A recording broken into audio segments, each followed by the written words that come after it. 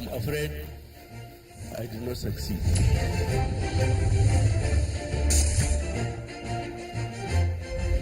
Worried about the spate of electoral violence in Nigeria, President Muhammadu Buhari says he has not succeeded in achieving peaceful elections since becoming president. He condemns deaths in Rivers rerun elections. And again, what is the way forward for Nigeria's electoral process in the face of series of inconclusive elections? That's a focus on the program. I'm afraid I did not succeed. Thank you for joining, everyone. This is a Friday edition of Politics Today on Channels Television, the nation's news leader. Before we dive into the issues, let's first take you through your world of politics for the latest happenings. And here are your top political stories this time. Political roundup on Channels Television. Here are your top political stories this time.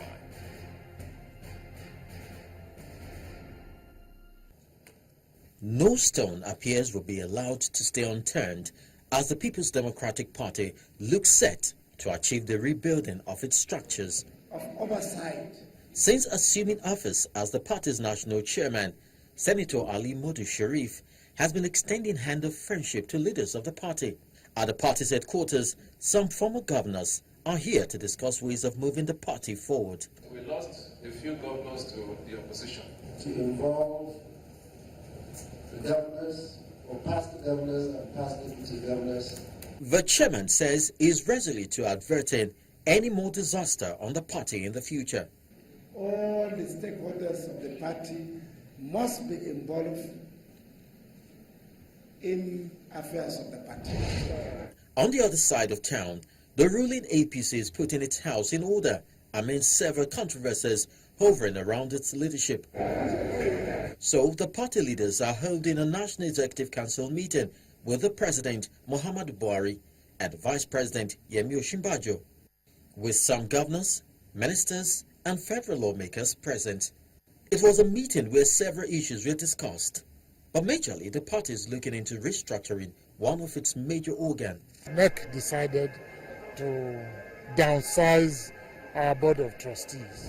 The issues of violence in Nigeria's elections are generating concern for Nigerians across board.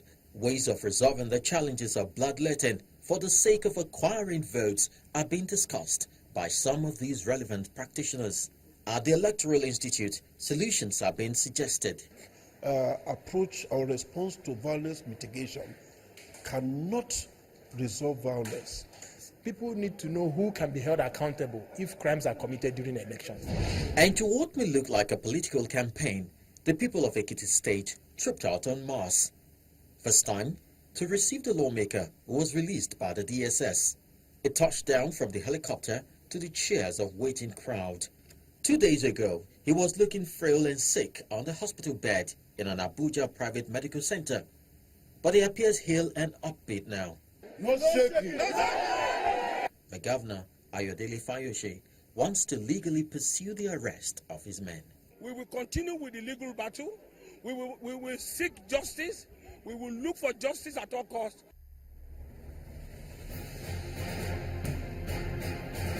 And you're up to date. Those are your top political stories you need to know.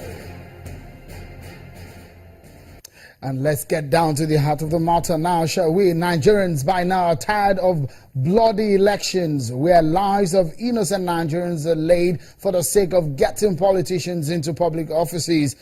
No public office, I dare say, is worth the life of any Nigerian. But the sort of violence we see displayed during elections makes one get angry at our electoral process. But the way and manner the electoral process have gone in recent times, considering even the issues are happening. Even the president is worried at the APC NEC meeting. He could not but speak about this. And here are his thoughts.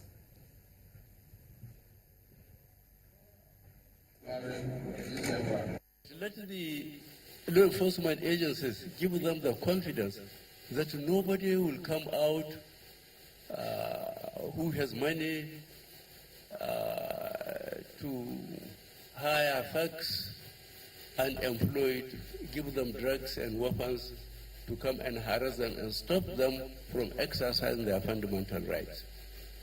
I'm afraid I did not succeed. The elections in Kogi, the election in Bayelsa, and was still in rivers. I think more Nigerians are killed or kill themselves in rivers than in any particular state.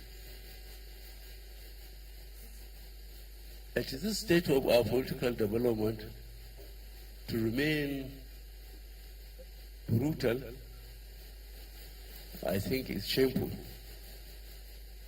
And as a government, I promise we'll do something by the next general election. Well, that's the president, President Muhammadu Buhari, at the NEC meeting of his party, the APC. But then, who is to be blamed for the sort of violence unleashed in our elections? Dr. Abiola Adeofalabi joins us in the studio. She's a lawyer and election observer. Thank you so much for coming on the program. And Ezenwa Nwagu is in our Abuja studio. He's of the Partners for Electoral Reforms. Thank you so much for coming on the program. Let me start with you, Mr. Nwagu, in our Abuja studio. The president appears to be taking responsibility, even though we all know that electoral exercise or process is majorly on the table of INEC, which has the first of the abbreviation there as independent. What do you make of his statement yesterday, as we just played?